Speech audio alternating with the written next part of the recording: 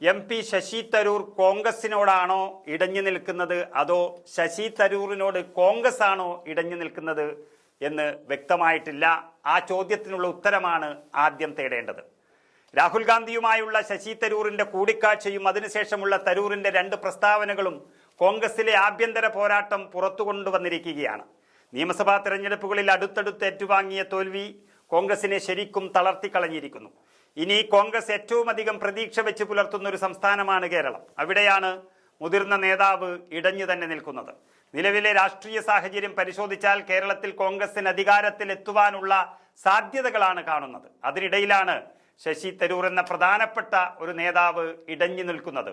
അത് കോൺഗ്രസ് നേതൃത്വത്തെ വലിയ രീതിയിൽ അസ്വസ്ഥമാക്കുന്നു. പ്രധാനമന്ത്രി നരേന്ദ്രമോദിയുടെ അമേരിക്കൻ സന്ദർശനത്തെയും പ്രസിഡന്റ് ഡൊണാൾഡ് ട്രംപുമായുള്ള കൂടിക്കാഴ്ചയെയും പ്രശംസിക്കുന്നതിനിടെ ശശി തരൂർ പറഞ്ഞത് അതിന്റെ ഫലങ്ങൾ വളരെ മികച്ചതാണെന്ന് വിശ്വസിക്കുന്നു എന്നുള്ളതാണ്.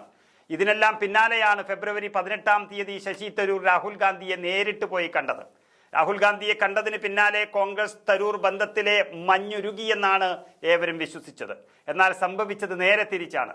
രാഹുൽ ഗാന്ധിയെ കണ്ടതിന് പിന്നാലെ ഏറെ അസ്വസ്ഥനായി കാണപ്പെട്ട ശശി തരൂർ പക്ഷേ കാരണം വളരെ വ്യക്തമായി ചൂണ്ടിക്കാട്ടുവാൻ മടിച്ചതും നമ്മൾ കണ്ടതാണ്. എന്നാൽ ഒരു കാര്യത്തിൽ മാത്രം തരൂർ വ്യക്തത വരുത്തിയിരിക്കുന്നു. കോൺഗ്രസ് പാർട്ടിക്ക് തന്നെ ആവശ്യമില്ലെങ്കിൽ തനിക്ക് മുന്നിൽ മറ്റു വഴികളുണ്ടെന്ന് തരൂർ പാർട്ടിയെ ഓർമ്മിപ്പിക്കുന്നുണ്ട്. കേരളത്തിൽ കോൺഗ്രസിലേക്ക് പുതിയ വോട്ടർമാരെ ചേർക്കാനും വോട്ടർ അടിത്തറ വർദ്ധിപ്പിക്കാനും ആഹ്വാനം ചെയ്തതിനൊപ്പം പാർട്ടിയുടെ കേരള ഘടകത്തിന് ഒരു നല്ല നേതാവിനെ ആവശ്യമാണെന്നും ശശി തരൂർ ചൂണ്ടിക്കാട്ടുന്നു. ശശി തരൂറിന്റെ പ്രസ്താവന അതൃപ്തിയെക്കുറിച്ചുള്ള ചർച്ചകൾ വീണ്ടും സജീവമാക്കി നിർത്തിയിരിക്കുകയാണ്.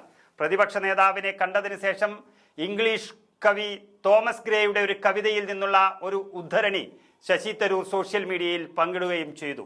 അതിലിങ്ങനെയാണ് പറഞ്ഞിരിക്കുന്നത്: where ignorance is bliss, to be wise is foolish.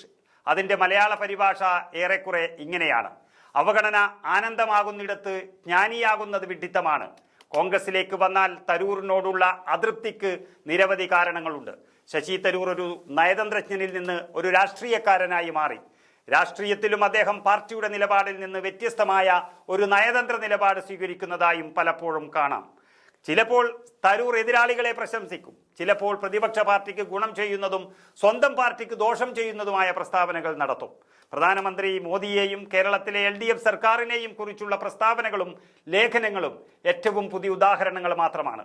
Congress ഹൈക്കമാൻഡിന്റെ അതൃപ്തിക്ക് ഒരു കാരണം ശശി തരൂറിന്റെ ദ ഗ്രേറ്റ് ഇന്ത്യൻ നോവൽ എന്ന നോവലാണ്. ഈ നോവലിൽ 1947 ഓഗസ്റ്റ് 15 സ്വാതന്ത്ര്യത്തെക്കുറിച്ച് പരാമർശിക്കുമ്പോൾ ഇന്ത്യയെ നയിച്ചത് ധൃതരാഷ്ട്രരാണെന്നാണ് തരൂർ എഴുതിയിട്ടുള്ളത്. തരൂറിന്റെ നോവലിലെ 245 പേജിലെ ഈ പ്ലോട്ടിന്റെ അടിസ്ഥാനത്തിൽ പാർലമെന്റിൽ BJP MP അനുരാഗ് ഠാക്കൂർ കോൺഗ്രസിനെയും ഗാന്ധി കുടുംബത്തെയും ശക്തമായി ആക്രമിച്ചിരുന്നു. ഇതിനുള്ള പക മനസ്സിൽ സൂക്ഷിക്കുന്ന കോൺഗ്രസ് നേതൃത്വം മനഃപൂർവ്വം തരൂറിനെ അവഗണിക്കുകയാണോ എന്ന് ചോദിക്കുന്നതും തെറ്റു പറയാനാകില്ല.